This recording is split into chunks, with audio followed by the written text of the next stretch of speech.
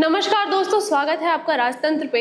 आज हम बात करने जा रहे हैं जयपुर में हुए कथित नीरज शर्मा हत्याकांड के बारे में, जिसने सभी को ये सोचने पर मजबूर कर दिया कि कैसे कलयुग में रिश्तों की अहमियत क्या रह गई है और कितनी कम रह गई है।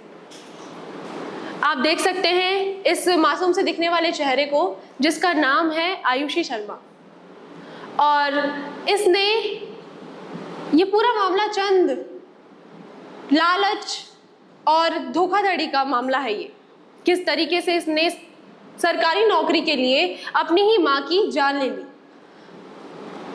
ये है नीरज शर्मा, जिनकी हत्या हुई, और ये है इसके पिताजी।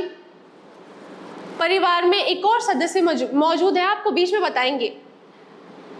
दरअसल ये मामला क्या है, पहले मैं आपको वो बता देती हूँ। मामला है कि इनके पिताजी की मृत्यु हो जाती है 2025 में, जिनकी सरकारी नौकरी रहती है हाई कोर्ट में, और उनके मृत्यु के बाद अनुकंपा नियुक्ति के अनुसार परिवार के जो दूसरे सदस्य होते हैं, मृत्यु के बाद जो सदस्य होते हैं उनको नौकरी लेना होता है।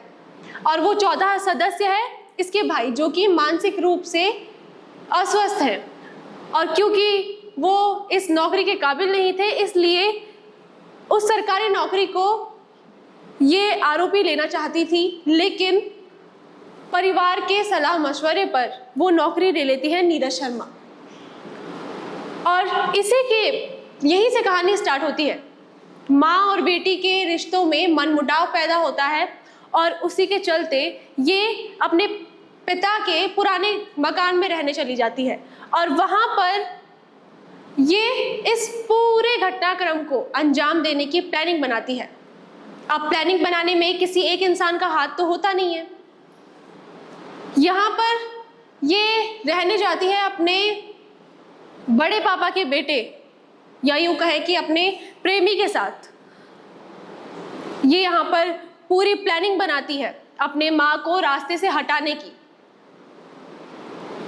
आप देख सकते हैं इस चेहरे को, इसने LLB किया हुआ है, और किस तरीके से एक पढ़ी लिखी लड़की ने चंद रुपयों के लालच में अपनी माँ को मौत के घाट उतार दिया।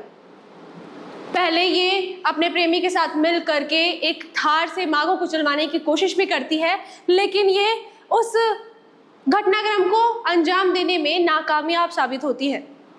इसके बाद ये क्योंकि वो उस घटनाक्रम में ये नाकामयाब साबित हुई, उसके बाद अपने प्रेमी के कहने के अनुसार ये घर से पैसे चुराती है, और उसके बाद ये इन लोगों को आप देख सकते हैं इस तस्वीर में, इनको सुपारी दी जाती है 7 लाख रुपयों की, ताकि ये इनकी माँ को रास्ते से हटा सके, और फिर जो भी संपत्ति, जो भी सरकारी नौकरी जिसका मामला, जिसके कारण उनकी जान गई, वो इस लड़की को मिल जाए। अब आप देख सकते हैं ये CCTV फुटेज की तस्वीर है, जिससे कि इस पूरे घटनाक्रम का खुलासा होता है।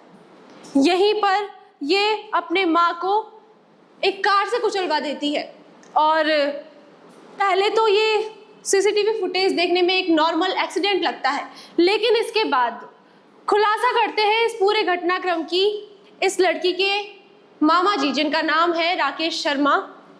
ये बताते हैं कि ये सीधी मासूम दिखने वाली लड़की की मानसिकता किस तरीके की थी कि इसने इतनी बड़ी, इतनी ज़्यादा संगीन एक प्लानिंग बनाई, और इसने इस पूरे घटनाक्रम को अंजाम दिया।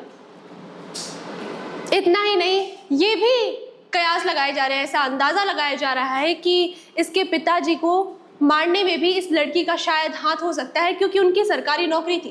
पहले उनको रास्ते से हटाया, उसके बाद अपनी माँ को अब रास्ते से हटा रहे हैं। ये पूरा घटनाक्रम सामने आने के बाद जब ये खुलासा करते हैं, तो अब समाज इस लड़की की मानसिकता देखने के बाद अब ये मांग उठा रहा है CM से कि इस पूरे घटनाक्रम की CBI से जांच कराई जाए, ताकि ये पता चल सके कि इसके पिता को भी मरवाने में कहीं इसी लड़की का तो हाथ नहीं था, या इस पूरे घटनाक्रम में छुपे कोई और भी लोग तो इसमें शामिल नहीं थे। और इसके बाद अब इस लड़की की फांसी की सजा की मांग उठाई जा रही है। दोस्तों, क्या आप अंदाजा लगा सकते हैं, जिस माँ ने बच्चे को अपने कोख में 9 महीने तक पाला, उसके बाद उसको जन्म दिया, उसको पढ़ाया लिखाया, किस तरीके से पाल पोस कर बड़ा करती है, और उसी माँ और बेटी के, एक माँ बच्चे के लिए किसी दोस्त से कम नहीं होती है, और उसको मौत के घाट उतार देना, आप सोच सकते हैं इसकी मानसिकता क्या रही होगी। कितना क्रूर इसका दिल रहा होगा कि इसने अपनी ही माँ को मौत के घाट उतार दिया चंद एक नौकरी के लिए। क्या सरकारी नौकरी किसी की जान की कीमत से इतनी ज्यादा बड़ी हो गई है? सरकारी नौकरी की कीमत इतनी ज्यादा हो गई है कि वो रिश्तों की वैल्यू कम कर देती है, और खासकर एक माँ और बेटी का रिश्ता। क्या कहना चाहेंगे आप इस घटनाक्रम के बारे में? हमें कमेंट में जरूर बताइए। धन्यवाद।